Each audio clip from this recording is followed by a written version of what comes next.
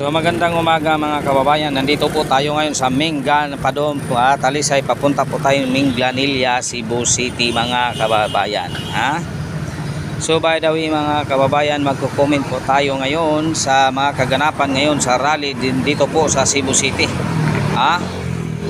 Peace Rally, National Peace Rally.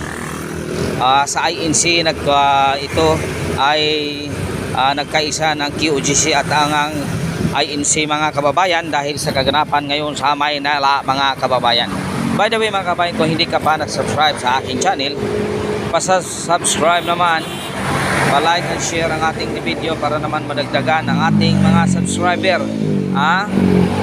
Kung hindi naman kayo, hindi kaya sa iyong puso ang pag-subscribe, okay lang yan mga kababayan. It's okay for me if you are not subscribe, it's okay for me, but I thank you very much while you are watching my channel. Thank you mga kababayan. Nagpasalamat din ako. Alam mo naman, kapag ang tao, kapag hindi ka like, pag hindi ka subscribe, okay lang yun mga kababayan. Importante sa akin, nanood kayo sa aking mga video.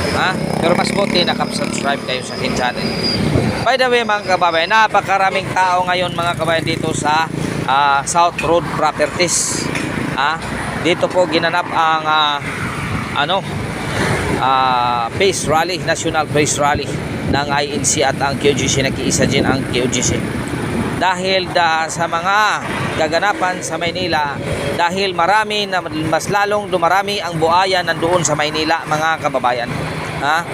Mas lalong dumarami ang buaya nandyan sa Congress, puwera lang sa hindi buaya. Kaya ngayon pa lang mga kababayan, sana kayang kaganapan sa Maynila. Hindi pa ako napanood sa ibang channel mga kababayan. Hindi pa ako nasani update niyo ako mga kababayan sa kaganapan doon. Dito sa Cebu, napakarami ng tao. Napakaraming tao dito sa Cebu ngayon mga kababayan. Sana wag nyo suportahan natin sila mga kababayan. Suportahan natin sila sa kanilang ginagawa dahil hindi na maganda ang ginagawa ngayon ng Congress. Hindi na maganda ang ginagawa nila ngayon mga kababayan. Bakit? Mas lalong lumala mas lalong lumala ang maraming buaya nandoon sa Congress mga kababayan. Kaya sa ngayon pa lang mga kababayan, dapat na siguro maalis na dyan. Dapat abolisyon na itong Congress. Napakaraming party list. Kahit anong klaseng party list, kulang na lang maglagay ng CR party list. Kulang na lang. Lahat na lang party list nandyan, lahat na lang.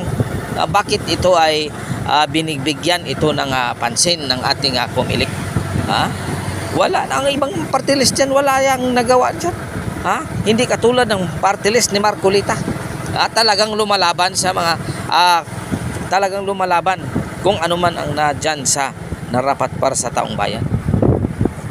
Di ba mga kababayan? Mas lalong lumala ang corruption sa Congress.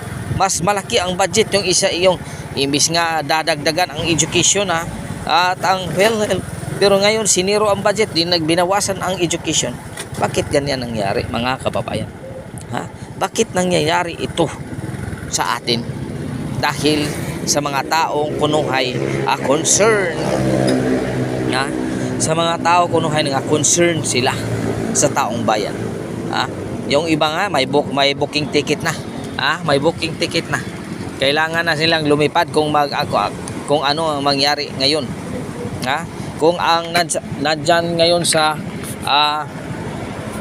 Maynila nagrelaw, papunta na sila sa Malacanang, ayaan siguro mga kababayan, pinakadabis kung pupunta na kayo sa Malacanang, paalisin nyo lahat ang mga buaya dyan. Mas malaking buaya dyan ang nandyan sa Malacanang mga kababayan. Mas malaki buaya at palaka nandyan. Buaya at palaka nandyan. Nagkaisa. Dapat na yung palaka kinakain na yan ng buaya, pero hindi kinakain kasi mapait daw. Mapait daw yung palaka kaya hindi kinakain. Pinili lang nila ang kinakain mga kababayan.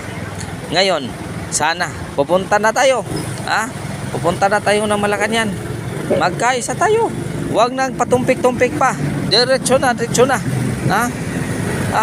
ilagay na natin ang karapat dapat mamuno. Walang korupsyon, walang bahid na politika. Trabaho lang. Trabaho ang inatupag. Palagi lang nagtatrabaho. Hindi ng iba dyan, palaging nagpapromise sa mga tao, pero wala namang matupad. Wala namang. Ngayon daw sa amin may tinatanim, inani agad. Ganon ba? Mga kababayan, yun ang kaganapan dito sa ating papunta po tayong ng Mingranilla, mga kababayan. Papunta po tayo ng Mingranilla. Bakit nangyayari ito, mga kababayan? Kapag ang tao, tingnan mo, tingnan mo dyan, yan, zero yan sa akin, zero yan. Hindi yan makatanggap ng boto sa akin. Walang hiya yan. Yung taong yun, walang hiya. Walang hiya yun. Hindi yan makatanggap sa akin. Kung bigyan ko pa siya ng isang daan na itlog, isang sakong itlog. Kung sakali man.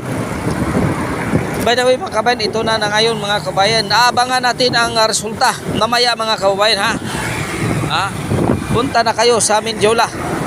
Punta na kayo sa Mindiola. Magkaisa tayo sa National Peace Rally ng ating bansa.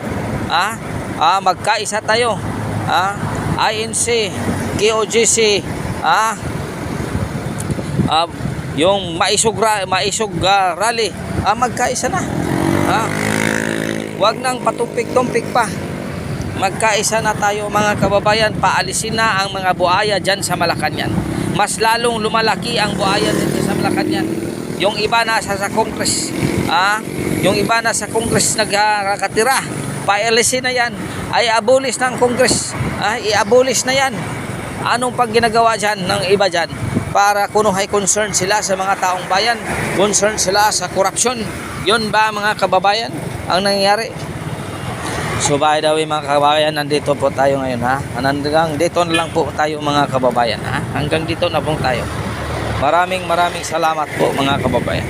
God is good all the time. All the time God is good. Reaching your kaninyong tanan, mga kababayan.